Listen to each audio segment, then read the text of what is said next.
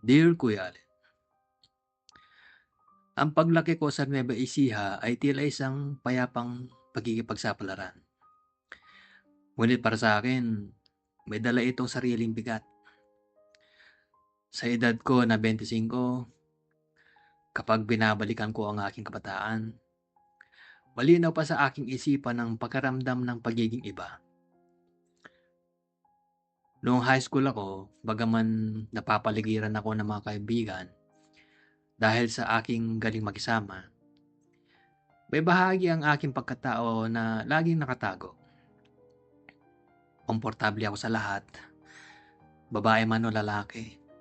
Ngunit sa loob-loob ko, alam kong may hinahanap ako na hindi ko pa maipaliwanag noon.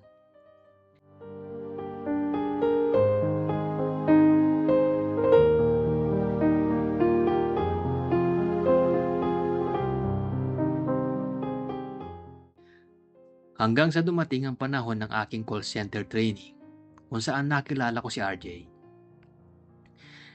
Si RJ ay isang registered nurse. Isang professional na ang tindig ay sadyang kapansin-pansin. Sa kanyang taas na 5'7", tila laging nakatingala ako sa kanya. Hindi lamang dahil sa pisikal niyang anyo, kundi dahil sa lakas ng kanyang dating. Hindi siya ang tipikal na artistahin ng muka. Ngunit mayroon siyang taglay na kalinisan na bihirang makita sa iba. Ang pinakatumatak sa akin ay ang kanyang bango. Sa gitna ng pagod at puyat sa training, si RJ ay tila laging bagong ligo. Kahit pa umihit-hit siya ng sigarilyo sa break time, ang amoy niya ay nananatiling fresh. Isang kombinasyon ng mamahaling sabon at saka mint.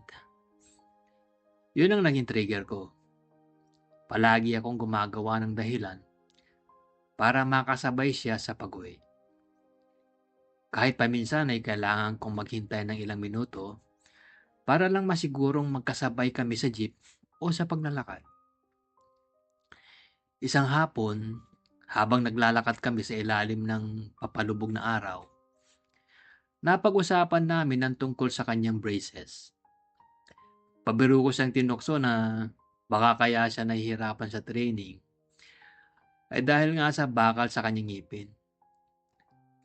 Doon nagsimula ang isang biro na hindi ko akalaing magiging mitya ng isang mas malalim na ugnayan. Tinanong niya ako ng may kasamang kindat kung gusto ko ba raw na subukan ng pakiramdam ng may braces. Tumawa lang ako. Pilit na ay tinatago ang kaba at ang mabilis na pagtibok ng aking puso.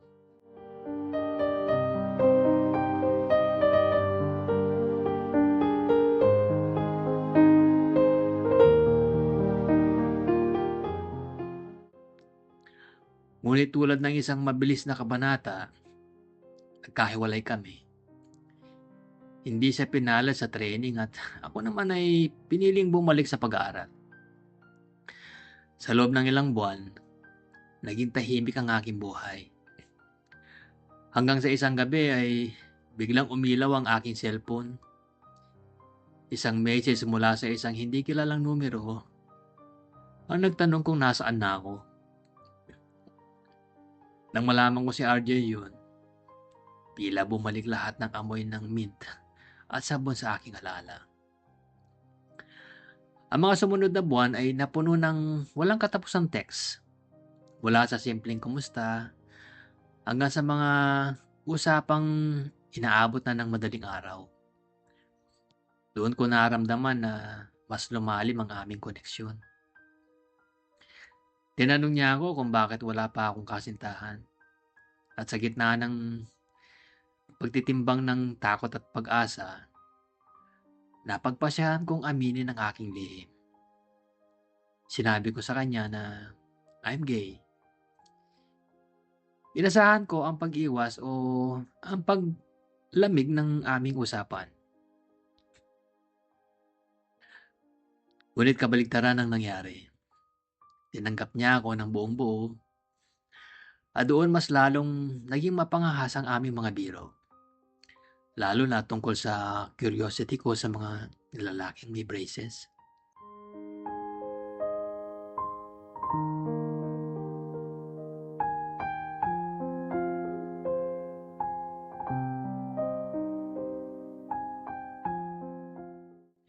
Dumating ang pagkakataon na inimbitahan niya ako sa kanilang piyesta sa probinsya. Dahil may pasok ako ng Sabado, Linggo na ako nakarating. Pagod mula sa biyahe, ngunit excitement na makita siyang muli ang nagtulak sa akin. Gabi na nang sunduin niya ako sa sakayan gamit ang kanyang motor. Habang nakaupo ako sa likod niya, ang hangin ng Nueva Ecija ay humahampas sa aming mukha. Ngunit ang tanging nalalanghap ko ay ang kanyang pamilyar na bango. Mas tumingkad ang amoy na yon habang nakayakap ako ng bahagya sa kanyang bewang para hindi mahulog.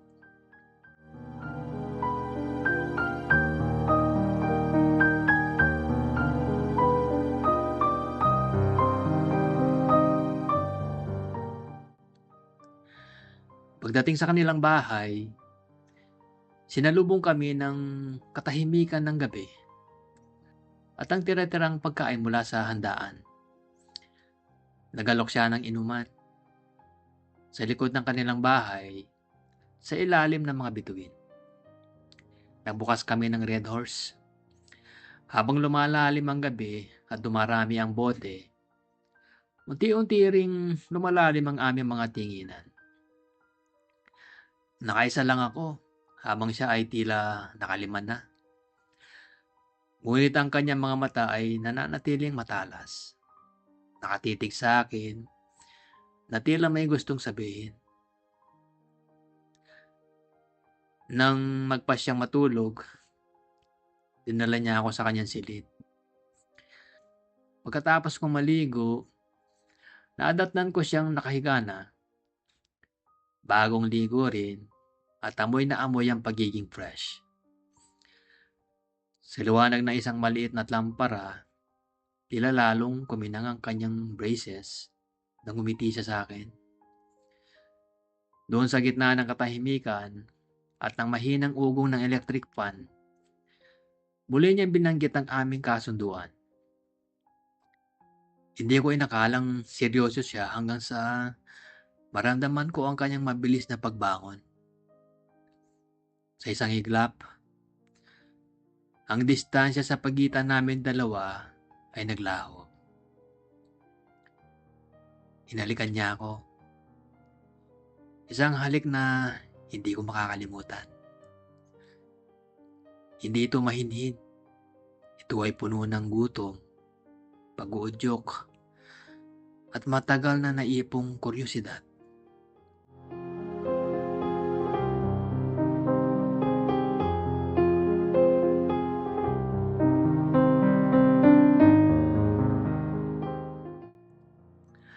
Ang bakal ng kanyang braces ay naramdaman ko sa aking mga labi. Isang kakaibang sensasyon na nagpadaloy ng kuryente sa buong katawan ko.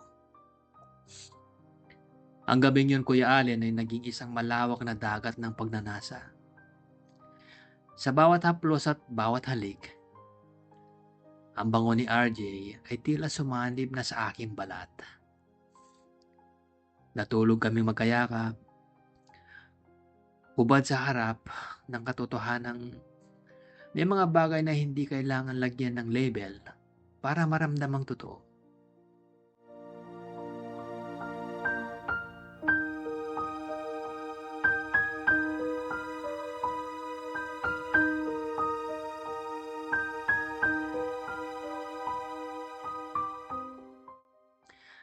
Bago sumapit ang madaling araw, muling nag-alab ang damdamin namin bago ako nagpasyang umalis. Kuya Allen, hanggang ngayon ay dala-dala ko pa rin ang alaala ng gabing yon. Alam kong straight si RJ at marahil lang nangyari ay dala lamang ng pagkakataon at kuryosidad. Ngunit sa tuwing makakaamoy ako ng sabon na may halong mint, bumabalik ako sa silid na iyon sa Nueva Ecija, sa piling ng aking mabangong kaibigan at ng aming lihim na kabanata. Hanggang dito na lang po, Kuya Allen. Maraming salamat.